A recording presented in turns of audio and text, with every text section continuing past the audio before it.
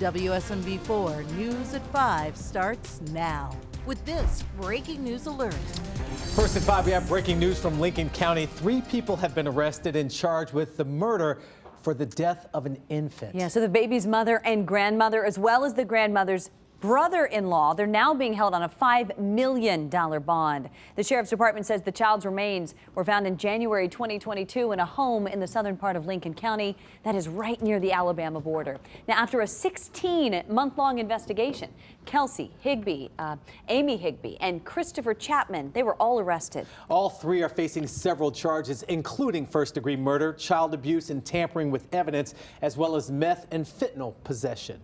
And this is still a developing story, but as soon as we get any updates, we're going to share them with you right here on WSMV4, as well as on our free WSMV4 News app. It's been 4 months without heat or air conditioning for people at a Clarksville apartment complex. Renters say this is part of a long list of issues. They can't keep living with it. Our Sharon Dankwa talked with residents. She's working to get answers. This is the South Central Village apartment complex. It's where a lot of people tell me they're living in unacceptable conditions. So I went inside to see it for myself. After 4 years of facing issues at South Central Village, Beatrice Good says she's had enough. This is the bed she's been fighting off bed bugs in for months, and the 2 air conditioning units she's been pleading to get fixed. Good says at least 6 other units haven't had air conditioning or heat since February, and they just can't afford to move. When I moved here, like I said, the problems weren't so bad. But now they've just gotten to the point you just can't do it anymore. You can't get up every morning. I'm up 2 and 3 times a night showering just so I can sleep and not sleep in a pool of sweat. Good says she also has concerns about long-term health effects on herself and her neighbors. Ahead at 6:30, resources residents can turn to if something like this happens to you. In Clarksville, Sharon Dankwa, WSMV 4. New at 5 o'clock, the parents of a Hendersonville high school student are suing Sumner County Schools after their son was sexually harassed by his teammates on the football team. According to this 42-page lawsuit, their son was pinned down by teammates and sexually assaulted. Then they say the school district treated the case, quote, as if the assault was not a big deal, causing the student to leave the school. The lawsuit adds the main perpetrators are facing criminal charges. The district let them both return to school after short suspensions and finish the season as if nothing happened. We've reached out to Sumner County Schools for a response, and we'll let you know what we hear. Well, now to breaking news over the lawsuit trying to force Metro to release the Covenant school shooter's writings to the public. Today, Covenant parents are coming forward asking a judge to let them join the lawsuit. WSMV4 Investigates reporter Stacey Cameron is also a lawyer. He's following the case for us. And Stacey, why do Covenant parents want to join this case? Well, according to these court filings, the parents, their ultimate goal is to permanently block the shooter's writings from getting released to the public. But first, they need Judge Aisha Miles to okay them becoming a named party in this case. So a group of Covenant parents, including parents of 3 children killed, filed a motion saying they have a right to be heard because if the writings go public, they will suffer more trauma and harm.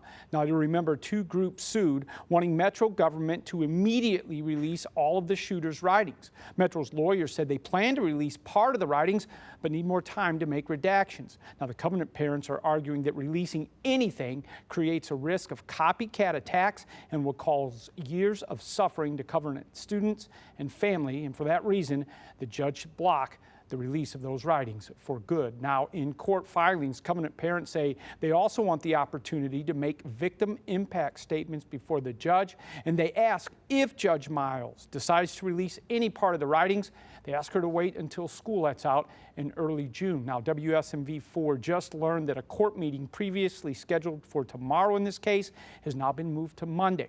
And I'm told that at that time, the judge will hear arguments from the Covenant parents' attorneys about letting them join the case. I'll be there, and I'll let you know what happens. Yes, so many interested parties. Thanks so much, Stacey. Got some more breaking news for you this afternoon. A desperate search in Cheatham County for a missing 25-year-old woman. She was last seen with her boyfriend more than a week ago. Our Brendan Tierney has new information from deputies tonight. Deputies say they're in a remote part of Cheatham County right now using dogs to track what they think might be the scent of Chase Stafford. Deputies have been going door to door today, following up on leads from evidence they found earlier in the week. They released this new photo of Chase that was taken last Tuesday before she disappeared. Multiple law enforcement agencies have been working together on the search, using boats and helicopters around the Harpeth River, in addition to the officers on the ground that are hoping to find the 25-year-old. Deputies say they're interviewing a number of people trying to figure out what happened to Chase. A bag with her clothes and cell phone were found in the middle of Chapmansboro Road the day after she was reported missing. I talked with Chase's mom on the phone earlier today. She's still very emotional trying to process what has happened and is asking anyone with information to please call deputies. In Cheatham County, Brendan Tierney, WSMV 4. Now to developing news from Antioch, where a man is in critical condition after he was shot this morning. It happened near the Mapco gas station on Bell Road. Police say a man was shot several times, then taken to the hospital by a private vehicle. Police don't have a suspect in custody right now, but they say they're following strong leads. The Antioch High School student who's accused of attacking her teacher with pepper spray is going to be charged in juvenile court. Check out the video. You'll remember. Metro Police say they're in the process of charging her with misdemeanor assault. The teacher said he asked his students to put their phones away in English class, but the student refused. He took her phone. That's when she pepper sprayed him 3 times. Our Marissa Sulik talked with that teacher last week, and you can hear from him right now on our free WSMV4 News app. Let's talk about the weather right now. Another warm day, dare I say gorgeous. It was so nice outside, but we are getting ready for the chance of showers over the next few days. So let's bring in Chief Meteorologist Lisa Spencer. Lisa, what are we looking at? We are looking at rain returning as early as tomorrow, and then there'll be another time for showers and thunderstorms on Friday. But it's hard to even think about that when you've got such a beautiful view outside. Look at that blue sky. This is over in Nolensville. The camera right there above or on our tower for our First Alert Live radar. It is 80 degrees right now. We're looking at an east-southeast wind at 10 miles per hour. Just that wind starting to change around to the south indicates we're going to see more humidity coming back, because today it's incredibly mild outside. 80 is the latest coming in from Gallatin. We're at 80 degrees right now from Nashville to Antioch. It's really feeling nice and comfy across the mid-state, from 76 there in Cookeville all the way over to Lawrenceburg, where you're at 75 degrees, 79 right now as we check in on folks there in the Clarksville area.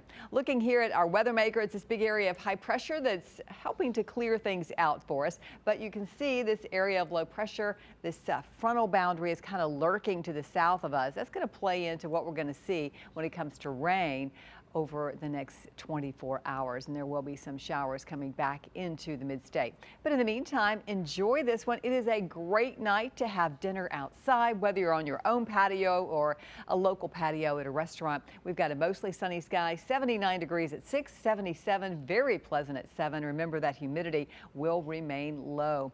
But we are looking at some rain coming back into the mid-state tomorrow, and then again as the weekend gets underway. We'll have more on what you can expect in that timeline just ahead. Okay, thank you. Coming up, an update from Somerville, where 2 teenage girls have now died. This is after a suspected overdose in the parking lot of their high school. We have the message one local parent needs you to hear.